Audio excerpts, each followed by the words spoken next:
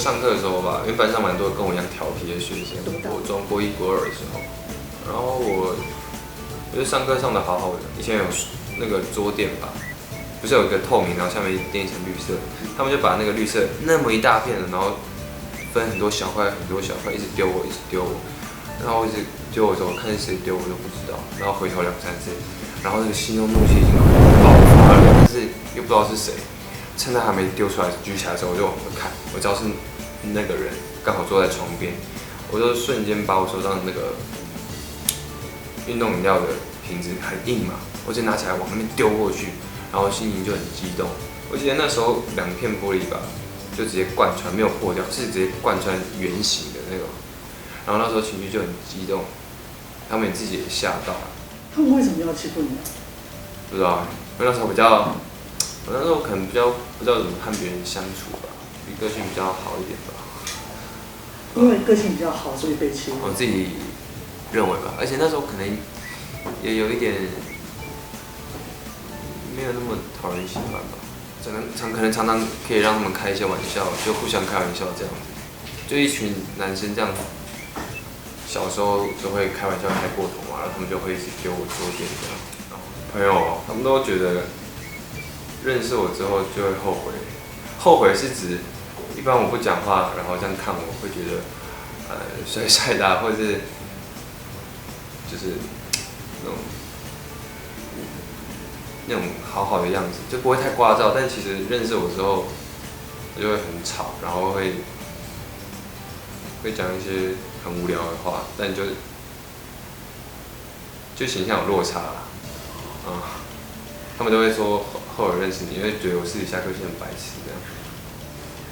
反正我跟那个宋文，就是我一个好朋友，我们同公司那个宋文，反正他们常常吧，过马路的时候就很多路人在看，我们就会假装吵架，然后是很认真的，但是那个当下太好笑了，所以你要憋住那个笑，然后认真去演，好像我们在吵架，所以路人都会看我们推吵一吵，然后推来推去。就在最后一下，他推我的时候明明就很小力，我就故意倒在马路上这样，然后让大家一直在看我们，好像我们真的在吵架，然后让他很尴尬，然后就这样一直这样看着他不起，然后起来的时候也踉跄这样，然后快笑出来的时候才赶快走掉这样。所以你们打骂的是很大声的那一种？会啊，很好玩，就会让大家在看我们好像真正在吵架这样，算是日常生活中的一种表演训练吧，自我。什么时候真正吵过？所以跟宋伟安吗？前阵子，但就不是这部戏啊。为了什么吵啊？为了就是现场的一些表演的一些表现。刚出道就主持，那时候主持的时候，因为都新手也没有学过主持，然后也笨笨呆呆的，什么都不太会。那时候就常常被导演骂。我们就是骂了1年吧，就他们人还是很好啊，但是工作的时候就会比较严厉，因为我们真的什么都不会，然后蛮多人都蛮看不好我们。我觉得那个长期下来就是一种压力啊，蛮久了，那时候也蛮不知道该怎么做的，但事后也证明那样子那一阵子。